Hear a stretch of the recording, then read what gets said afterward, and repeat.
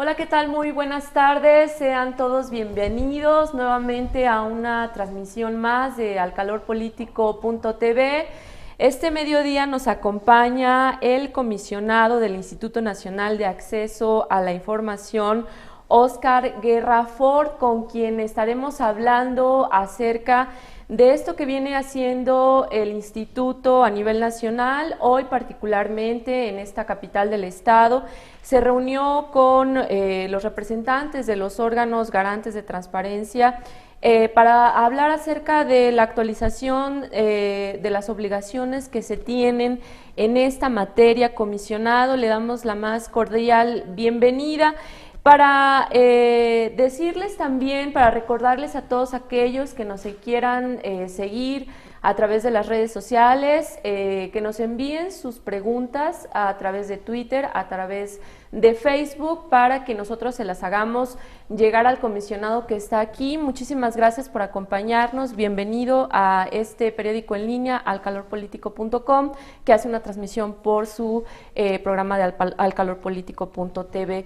Pues cuéntenos, amplíenos esta información que ha tenido toda la mañana un curso acá con los representantes de los órganos obligados, o los sujetos obligados de los entes del estado de Veracruz. No, pues muy buenas tardes, Ángeles, a ti y pues a toda la gente que trabaja en este esfuerzo periodístico, y también obviamente a todo tu auditorio. Pues como bien lo decías, nuestra visita por parte del INAI, que es el Instituto Nacional de Acceso a la Información, Transparencia y Protección de Datos Personales, lo que la gente antes conocía como el IFAI, ahora se convirtió en el INAI porque tiene un carácter nacional. Esto, pues, en razón de que, como todos sabemos, o si no por mi conducto, pues en nuestro país sabemos que ha habido diversas reformas en el país, se ha discutido muchísimas de esas, todos estábamos de acuerdo, porque obviamente estábamos de acuerdo que el país hay que reformarlo para poder cumplir pues con muchos objetivos que no estamos cumpliendo cabalmente en el país.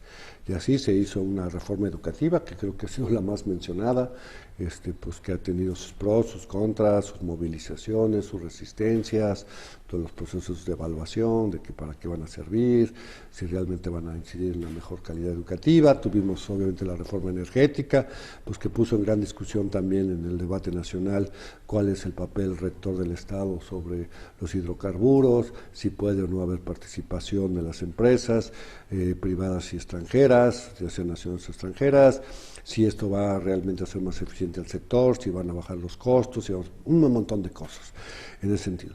Pero también hay una reforma muy importante en esta materia, que es la reforma en materia de transparencia, que también está calificada como una reforma estructural. A lo mejor no tienen los bombos y platillos que tienen las otras reformas, pero que va también, digamos, a tratar de pues enfrentar un problema pues muy añejo y muy lastimoso en este país, que es porque la información pública que generan todas las dependencias públicas del país, en el orden federal, estatal y municipal, pues no está a la luz de todos los ciudadanos, de todas las personas que a veces hemos conocido, digamos, por los medios de comunicación o por otro tipo de cuestiones, pues un mal uso de los recursos públicos. Y en un país como pues en muchos los recursos son escasos y que estos no se utilicen de la forma más eficiente y eficaz, pues nos afecta a todos los mexicanos, ¿no? Y a esto si le sumamos pues a veces también que pues están totalmente ligados la falta de información, la opacidad, la discrecionalidad con actos de corrupción, de cohecho, de conflicto de intereses, pues hubo un problema muy importante en ese tema. Entonces, bueno, pues desde el inicio de esta administración, aunque es un esfuerzo que viene desde años atrás, pues se presentó dentro de lo que fueron las diversas iniciativas, pues ya sea del Pacto por México o lo que sea, de las diversas fuerzas políticas, cada quien desde su perspectiva, pues también la urgente necesidad de llevar a cabo una reforma en materia de transparencia y de rendición de cuentas, que haya una rendición de cuentas de los gobernantes a sus gobernados, porque algo que todo el mundo ha dicho, digamos, hasta el propio Ejecutivo, el secretario de Hacienda, quien quieras, y que las encuestas de la propia Secretaría de Gobernación pues indican que hay una pérdida de credibilidad por parte de las personas a sus autoridades, y esta cuestión que puede parecer menor es muy importante para el desarrollo económico, político, social, la estabilidad, la seguridad en un país, ¿no? Entonces, aunque la primera ley de transparencia en este país se hizo en el 2002, a nivel federal, y a partir de ahí muchas entidades federativas, como es el caso de Veracruz, empezaron a generar sus propios instrumentos, pues esto hay que decirlo en un balance, no ha sido y no fue suficiente para poder que la información pública y el acceso a la información fuera una realidad diaria y cotidiana, y que sobre todo incidiera pues en esta parte de un mejor uso de los recursos públicos y ser un paliativo o un inhibidor de los actos de corrupción. Bajo esta perspectiva es que el Congreso de la Unión, a través de varias iniciativas, presentó una reforma constitucional. Es cierto que ya había habido algunas, uno en el 2007 sobre el sexto constitucional, que es el artículo que habla sobre la libertad de expresión y el derecho al acceso a la información, pues había sido insuficiente. Se hizo esta gran reforma, una reforma de gran calado desde mi punto de vista. ¿Qué quiere decir gran calado? Que movió las estructuras realmente y dejó muy claro que debe haber un principio de máxima publicidad, que todos los recursos o todas aquellas dependencias que ejerzan, gasten recursos públicos o hagan actos de autoridad, porque este era un problema. Hay personas que a lo mejor no reciben directamente, sino generan recursos públicos, pero hacen actos de autoridad, actos, digamos, que están avalados por las autoridades o por las instituciones. ¿Cómo cuáles? Un fideicomiso, por ejemplo, ¿no? En el sentido que puede generar recursos, pero que finalmente tiene una concesión o tiene realiza actos en términos, digamos, de una concesión que le ha dado el Estado. Entonces, bueno, quedó claro en esta reforma constitucional que lo que había que hacer es hacer yo no diría un piso, sino más bien pues un techo muy bueno, de gran altura, para que la transparencia fuera una realidad en todo el país, porque aparte de algo que sucedía y que sigue sucediendo, es que hay muchas asimetrías, hay lugares donde la información, una sí es pública, pero en otros no, y hay, digamos, un ejercicio muy desigual en todo el país, y a veces en una propia entidad puede haber un municipio que tenga mejores prácticas y otro al contrario no, en una propia dependencia, etcétera. Entonces, a partir de esta reforma general se construyó una ley general. Hay que decir que esta reforma constitucional pues fue avalada por el Congreso de la Unión, pero a veces parece que solo es el centro. En el Congreso de la Unión están representados pues todos los estados de la República a través de sus senadores, sus diputados, pero aparte, como fue una reforma, pasó por todos los congresos estatales, esta fue avalada en términos, y por lo cual se pudo hacer la reforma, y parte de lo que establecía esta reforma es la publicación de una ley general, y esto de ley general quiere decir que tiene que ser cumplida por todos los estados, todos los municipios y la federación, y por todos los sujetos obligados, que se ampliaron muchísimo. No es solo el ejecutivo, porque a veces pensamos, obviamente es muy importante, pero también el legislativo, los congresos, también el poder judicial, sus diversos tribunales, sus juntas, etcétera. También, digamos, por todos los órganos autónomos, los propios institutos de transparencia, los institutos de derechos humanos, los institutos electorales, también los propios partidos políticos que viven el 95%. Si no es una institución pública, sí es una institución de interés público que aparte pues, recibe cuantiosos recursos, digamos, del erario, ¿no? También se incluyó a los sindicatos, porque todos sabemos que los sindicatos, para bien o para mal, a lo mejor con mucho derecho, reciben recursos públicos para el desempeño de sus funciones. No nos estamos refiriendo a las cuotas sindicales, nos estamos refiriendo a los recursos que puede aportar, por ejemplo, Pemex a su sindicato, que han sido cuantiosos, lo hemos sabido, y pues bueno, pues se tiene que comprobar qué se hace con estos recursos, para qué fines, digamos, se están entregando y qué resultados y qué beneficios generan. Y así, bueno, se hizo esta ley general que fue publicada, primero aprobada y luego publicada el 5 de mayo del año pasado, y dio un plazo de un año para, digamos, poder entrar en vigor plenamente. ¿Qué es lo que marca? Que todos los estados y la federación tendrán que adecuar sus leyes, todos tienen leyes, a esta ley. O sea, no pueden eliminar nada, digamos, que ya está en la ley, o sea, pueden ponerle cosas mejores en ese sentido. ¿Y qué pasa si una entidad, porque solo 7 entidades hasta el momento han modificado su ley o la han adecuado a la ley general? Pues a partir del 5 de mayo, si la ley, por ejemplo, en el caso de Veracruz, o en el caso, por ejemplo, de Chiapas, o en el caso del Distrito Federal, no se adecúan, la ley que regirá será la ley general. Y dentro de la ley general hay un capítulo muy importante, que es el título 5, que lo que dice es todo lo que las instituciones, todas estas que te acabo de decir, tienen que publicar en sus portales de internet. Porque ¿qué es lo que sucede? Es cierto que ahorita hay información, pero esta información suben lo que quieren, cuando quieren, cómo pueden, y lo que no quieres no lo subes. Claro. Y muchas veces para la gente es muy difícil acceder a esta información, o está en lenguaje muy técnico, o está de forma tan genérica que no te dice gran cosa. Sí, o que la pregunta debe ser sumamente específica para eso es que para el la ente solicitud. pueda, ¿no? Sí, acá es para la información, que exista o no exista solicitud, debe estar obligatoriamente porque la ley la marca.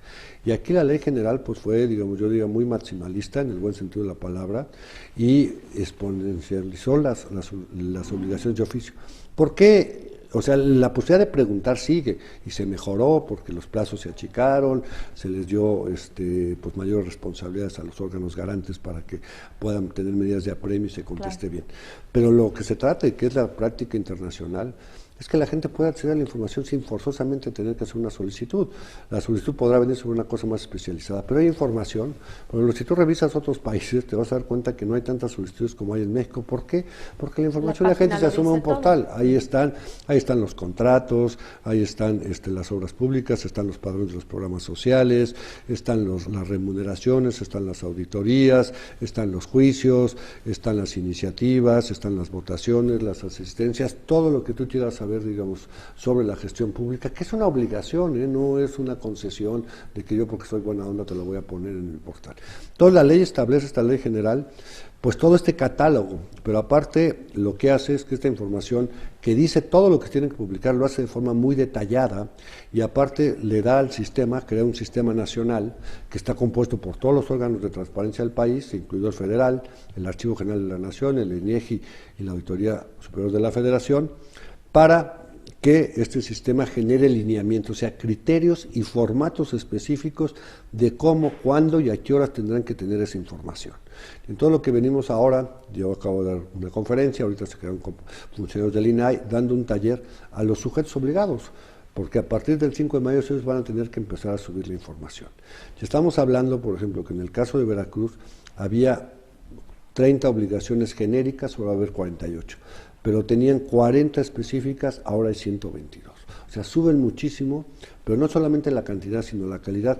Porque, por ejemplo, antes decía la ley, publicar el presupuesto anual, y entonces te publicaban un número ahí que decía 700 millones de pesos. ¿Y eso qué me dice? Claro. Ahora tiene que decir el presupuesto por partida, pero no puede decir capítulo 1000, la gente no sabe qué es capítulo 1000, sino tiene que decir servicios, o sea, el personal, los sueldos, las remuneraciones, el personal de honorarios, cuánto gasto en papelería, cuánto gasto en medios de comunicación, cuánto gasto en obra pública, etcétera, etcétera. Tengo que tener todos los contratos, tengo que tener la publicación de cómo fue todo el procedimiento, si fue una licitación, cómo fue el concurso, etcétera, etcétera, los documentos, las actas, los proyectos que ellos metieron, etcétera, etcétera. Entonces, obviamente, esto le da una calidad.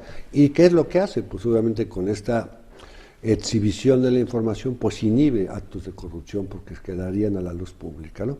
Obviamente también da la posibilidad a esta ley de que cuando los sujetos obligados no publiquen la información bajo los formatos que hemos venido ahora, estamos viendo todos los estados, a capacitarlos de cuándo deben subir y cómo deben subir esta información. Hay columnas específicas que harán comparable la información que publica Veracruz con el DF, con Michoacán, etcétera, etcétera. No va a publicar cada quien como quiera y lo que quiera, sino queda perfectamente especificado, lo cual pues obviamente es un incentivo.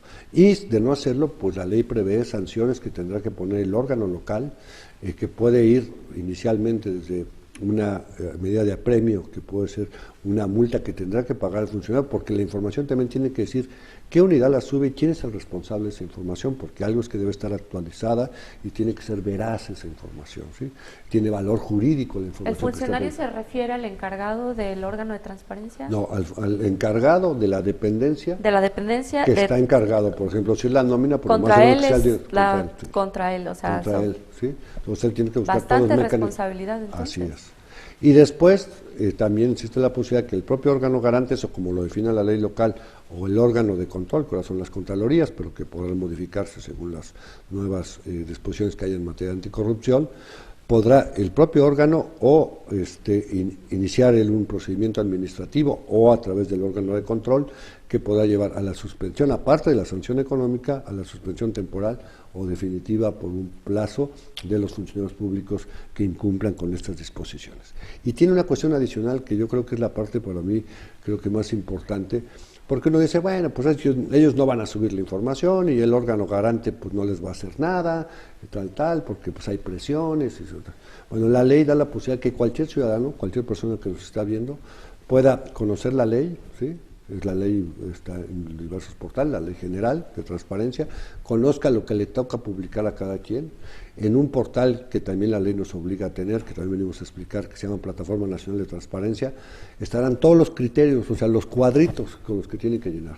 Y si él se da cuenta de que una información no está ahí, ¿sí?, con los criterios de actualización, etcétera, etcétera, él puede interponer una denuncia, o sea, él se vuelve un verificador, ¿sí?, de que esté la información. Si no está, puede interponer una denuncia que está en la ley, como tal, y el Instituto Garante, en este caso el Instituto de Veracruz, tendrá 5 días para, digamos, revisar esta denuncia, ver si es procedente. Te voy a decir, ya hay casos, estados que lo tienen, y muchas veces los ciudadanos tienen la razón, es procedente, y entonces obligar en un plazo no mayor de 10 días para que el sujeto obligado suba la información. ¿Qué sucede si no la sube? No lo sube, claro. Bueno, pues entonces viene todo este procedimiento, digamos, de sanciones desde económicas.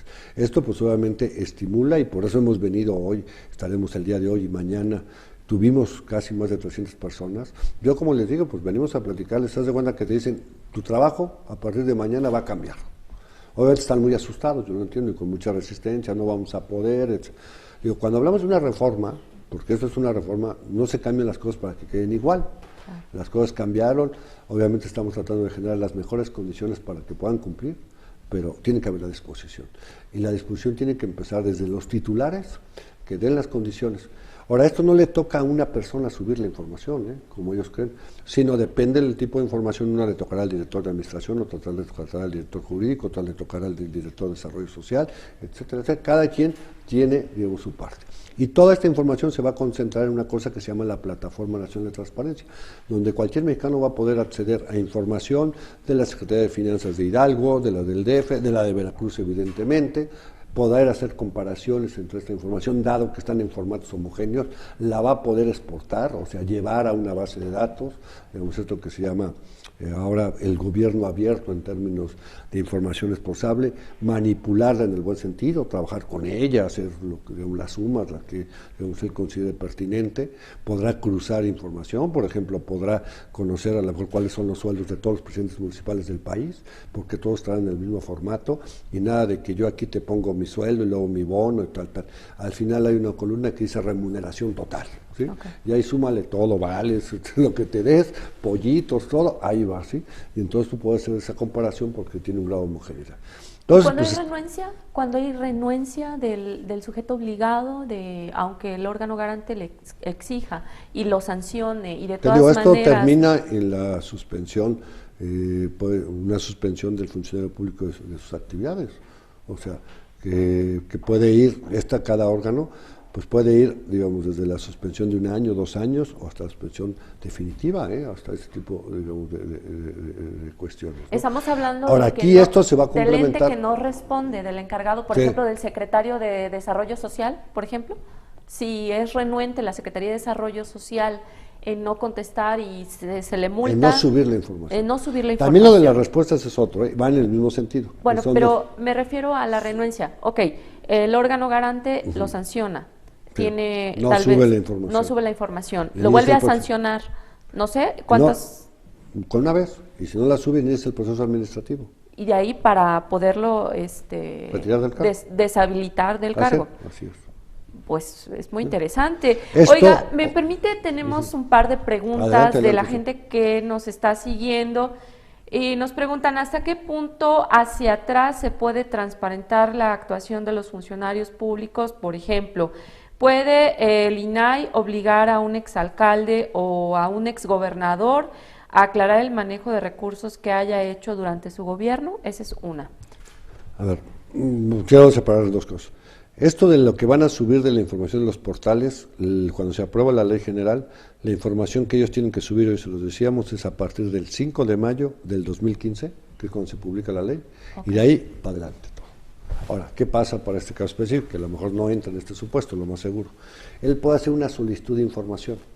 Si es un expresidente municipal de Veracruz, me imagino, él tiene que preguntarle al municipio en el cual él fue presidente municipal, o el cargo que ha tenido, o tesorero, etcétera. hacer la solicitud de la información que él quiere, ¿sí? A lo mejor quiero el contrato que llevó a cabo tal. Esa información, él puede pedir la información del tiempo que él quiera, porque finalmente, digamos, los municipios y cualquier dependencia tienen una política de archivos que muchas veces no se cumple. Aquí el problema que tenemos a veces es que se declara inexistente. ¿Sí? O sea, yo te pido algo y dices, no, pues ya no lo encuentro. Ya no lo encuentro. ¿Sí? Para eso también se está reclamando una ley de archivos, pero sí tiene el derecho. Ahora, esa inexistencia tiene que venir avalada, ¿sí?, por un comité de transparencia, que son los propios funcionarios, pero está el contralor, digamos, del propio municipio que tiene que avalar que eso. Tiene que haber un acta que explique por qué esa información no existe. ¿Qué es lo que tenemos que hacer? Por ejemplo, a nivel nacional, a nivel federal, nosotros tenemos que de las preguntas que se hacen a dependencias, casi el 8% se declaran inexistentes. No tenemos una cultura de archivos. Y luego no tenemos una cultura de archivos. Mucha gente dice por recursos económicos, lo cual es cierto que no tenemos los lugares donde guardarlos, ni tenemos la sistematización, etcétera, etcétera. Pero también porque mucha gente pues, prefería no guardar las cosas. No era sano dejar huella en ese sentido. Bueno, ahora en el Congreso también se está discutiendo una ley de archivos que es muy importante y es complementaria a esto. Pero bueno, cuando menos de aquí en adelante ya tiene la obligación, ¿sí? O sea, yo entiendo que mucha gente dice, bueno, y lo que pasó antes, si está, digamos, ese archivo, pero yo lo recomendaría a esta persona es que hiciera la solicitud. No importa el periodo del que está hablando, hay cosas que pueden estar hasta en el archivo histórico, si son, digamos, en ese sentido. Acuérdate que hay un archivo en trámite, un archivo de concentración y un archivo histórico. Es cierto que hay información que se elimina, pero debe haber una baja documental que justifique porque esa baja documental. Tampoco pueden estar, digamos, amontonándose papel. Ahora, obviamente la ley de archivos contempla algo que es muy importante, que va a ser un cambio, que son todos los archivos electrónicos, ¿no? Esto va a ahorrar espacio y va a facilitar la búsqueda. No es lo mismo irse a buscar a un archivero ahí, que ahora si tú lo tienes electrónico, pues bueno, con un buscador inteligente puede estar. Obviamente en la ley de archivos se está tratando. Ahora, también tenemos que ver que hay condiciones distintas. No es lo mismo una dependencia federal, que a lo mejor tiene los medios, que un municipio de usos y costumbres, que a lo mejor no tiene ni luz y entonces cómo va a tener internet, ¿no? Entonces tiene que haber medidas diferenciadas. Pero a la pregunta específica yo le diría que él tratase, ¿qué va a pasar cuando le contesten? Él puede, de todos modos, porque a lo mejor se la declaran inexistente. Yo no me quedaría ahí. Con esa respuesta yo iría al Instituto de Veracruz, o sea, al Instituto de Transparencia, y diría, ¿sabes qué? No estoy de acuerdo con la respuesta. Y el Instituto de Veracruz tiene que ir a avalar perfectamente que es inexistencia real, ¿sí? Y que le motiven por qué es inexistente. Ahora, si la tienen, ¿sí?, le tienen que contestar lo que él le haya preguntado. Muy bien, nos preguntan también, ¿la nueva ley de transparencia logra hacer eficientes las instancias que existen para vigilar que no haya corrupción? Por ejemplo, las contralorías estatales o hasta el propio órgano de fiscalización superior. Mira, como está concebida todo este esquema de la reforma estructural en materia de transparencia, rendición de cuentas y combate a la corrupción, está, yo diría, en varios segmentos que finalmente se unen, son subsistemas. Ahorita tenemos el sistema de transparencia que lo que tiene por obligación es que la información esté pública. Pero como alguien dice, bueno, pues nos podemos poder volver el país de los descarados, ¿no? Saber que hubo corrupción, saber que hubo mala relación de fondos, que la información no existe, que se oculta, etcétera. ¿Y qué pasa? Aparte de sancionar al funcionario público porque no la subió o no la entregó. Ahora, un funcionario puede decir, pues, ¿sabes qué? Aquí está la información. Bueno, es que esto, lo que me dice este contrato es que estuvo mal hecho. Ah, no, yo ya te la entregué. Ese es mi papel. Tú puedes meter una denuncia, ¿sí? Bueno, para eso se tiene que complementar con lo que hoy, digamos, no ha funcionado, que es el sistema de contralorías. Porque ¿cuál es el problema del sistema de las contralorías? Que muchas de ellas, hay que decirlo con todo mi respeto, pues no son autónomas como tal, o no tienen autonomía. Muchos contralores han sido nombrados por sus propios titulares. Claro. Entonces es difícil que tú sanciones a tu titular, ¿no?, al que te dio el trabajo. Bueno, para eso, como ustedes saben, ya hubo una reforma constitucional que genera el Sistema Nacional Anticorrupción, ¿sí? En el Sistema Nacional Anticorrupción, que ahora está por hacerse las leyes secundarias en la materia, pues se va a reformar la ley de responsabilidades de servidores públicos, por ejemplo, como para obligar a la declaración 3 de 3, como para meter sanciones al conflicto de intereses, que hoy no está, digamos, penalizado en el país, una serie de cuestiones, y va a ser un nuevo modelo de las contralorías, en términos que las contralorías ya no dependan directamente de los titulares, sí, sino dependen de esa agencia anticorrupción. Estas son las instancias, o sea, los institutos de transparencia, su papel sí es sancionar, pero aquellos que no cumplan con la ley de transparencia. El acceso a la información te puede permitir conocer casos de desvío de fondos, de mal uso de fondos, etcétera. Esa información que tiene valor jurídico, ¿sí?, tú puedes llevarla a la instancia correspondiente para interponer la denuncia. Esa denuncia tiene que ser, obviamente, en lo que son hoy los órganos internos de control, que tienen este problema, ¿sí?, que hemos dicho, y que esperamos con el sistema. Por eso el sistema anticorrupción, uno de los lugares que está ahí es, digamos, el sistema de transparencia. Pero el sistema anticorrupción se forma por transparencia, por fiscalización, por las contralorías, etcétera. Es un sistema integral que permite, digamos, este tipo de cosas. Pero si no hay información, no puede haber evidencia para la denuncia. También nos preguntan, por lógica se puede pensar que las dependencias federales serían las primeras en cubrir cabalmente la información, pues se entiende que así a los gobiernos estatales o municipales tardará más tiempo o necesitará más esfuerzo. Hasta este momento, ¿en qué medida o en qué porcentaje puede pensarse que ya están cumpliendo con esta ley las instituciones federales? Mira, yo entiendo la pregunta que las instituciones federales deberían, la ley no lo obliga así, deberían de ser las primeras en poner el ejemplo en el cumplimiento de la ley, primero, digamos, por la capacidad económica y de recursos humanos y financieros que tienen, que es muy diferente a la que puede tener pues una dependencia estatal o municipal. Claro. La ley entra en vigor a partir del 5 de mayo de este año. Se aprobó el 5 de mayo, pero de un plazo de un año para todo este procedimiento. Nosotros estamos trabajando porque nosotros en INAI somos competentes con los federales, así como el Instituto de Veracruz es competente con los órganos estatales del Estado de Veracruz, con todos los sujetos obligados. Esa es la tirada, obviamente tiene que ser la federación quien ponga el ejemplo. Por ejemplo, hemos encontrado muy buena disposición de nuevos sujetos obligados como el Banco de México, bueno, el SAT que ya lo era, ya ellos están trabajando para subir la información, así debe ser. La ley no obliga, no diferencia, van primero los federales, pero estoy de acuerdo en esa lógica que nos hace, y el INAI pondrá todo el esfuerzo, porque pues, obviamente imagínate que el municipio te diga, bueno, me lo estás exigiendo a mí, y no aquella dependencia que es enorme, con tantos recursos no lo hace, pues digamos, no sería consistente, ¿no?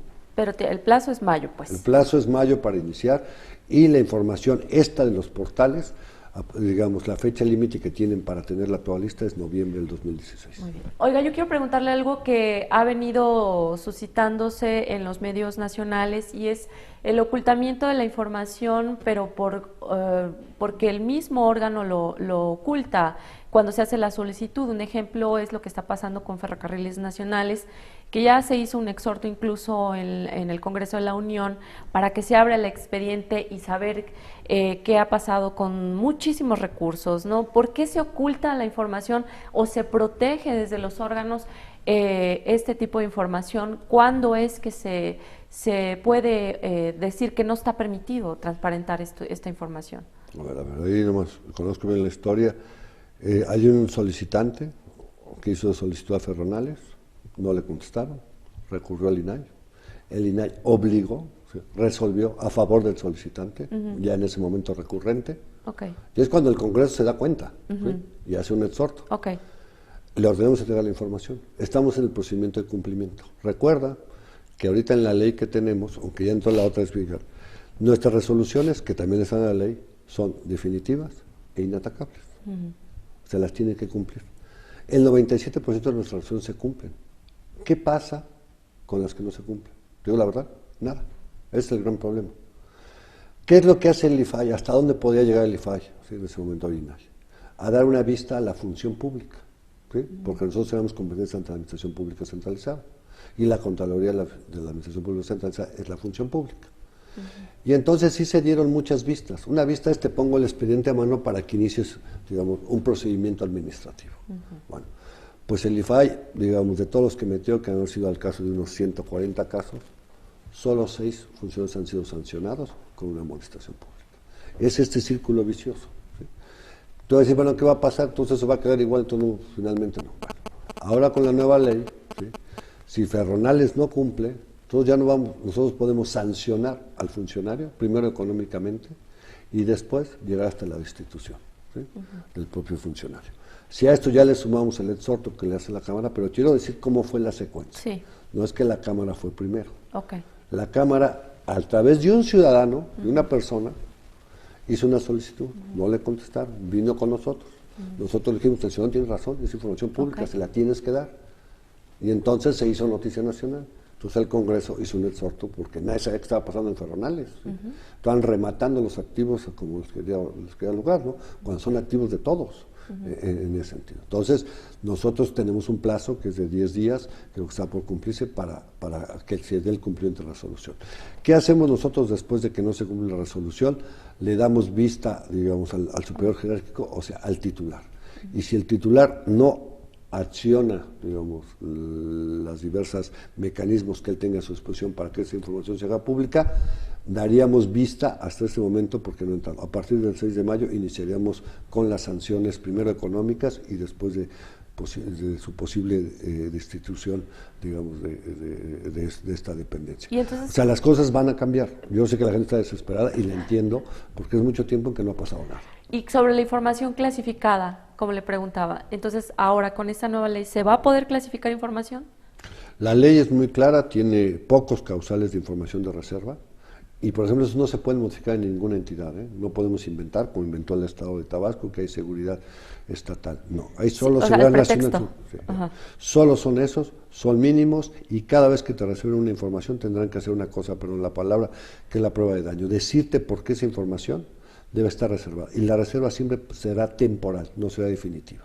Solo por un tiempo, porque está en un procedimiento de una averiguación previa, porque está en un procedimiento de juicio. ¿Qué quiere decir la prueba de daño? Que el sujeto obligado tiene que caer primero en esos causales, que solo son 7. Pero, por ejemplo, algo que es muy importante que establece la ley general, es que aunque sea una averiguación previa, sea una investigación, si esta está ligada a violaciones graves a derechos humanos o actos de corrupción, es una excepción, aunque sea una averiguación previa, y así pudimos abrir el caso Iguala, que gracias a una resolución del INAI, hoy tenemos la parte de la averiguación previa en la PGR, no solamente entregada al solicitante, sino a través de una buena disposición de la PGR, para este caso en concreto, para un momento concreto que tenía el expediente, que fue la primera etapa de todo el expediente, como sabemos todavía sigue abierto, se puso en internet, cualquier mexicano puede consultar aquella verdad histórica, si fue histórica o no, porque está toda la averiguación previa. Esto nos da la ley. Los causales de reserva están muy acotados y tendrán que probarse. El principio por el que viene la reforma constitucional ya aprobada es el principio de la máxima publicidad. Todo es público, solo algunas cuestiones muy específicas serán reservadas y temporalmente. Quiere decir, después de un tiempo tendrán que abrirse para el veredicto de la sociedad. Muy bien, comisionado Oscar Guerra Fort, pues muchísimas gracias por acompañarnos a esta entrevista que da para muchísimo más, pero bueno, también debemos de seguir con otras actividades, y usted principalmente acá en el Estado y en algunas otras entidades que supongo que tendrán que seguir esta capacitación. Le agradecemos muchísimo que haya estado con nosotros. No, a ti Ángeles, muchas gracias, y de verdad pues esperamos que pues en los próximos meses los veracruzanos vean este cambio, no solo los veracruzanos, pero ahora que estamos en Veracruz, en todo el país, porque de verdad es algo que requerimos todos. Creo que el país pues ya está un poco, digamos, cansado, o ya estamos en el límite. Necesitamos creer en nuestras autoridades, y la única forma para creer es que nos rindan las cuentas claras, ¿no? Como dicen, cuentas claras, amistades largas. Pues muchísimas gracias a todas aquellas personas que nos acompañaron a través de esta transmisión. Agradezco, como cada ocasión, la transmisión a la coordinadora María Viveros y a todo el personal de Al Calor Político por hacer posible esta emisión. Les invitamos a que continúen toda la información a través de alcalorpolitico.com. Buenas tardes.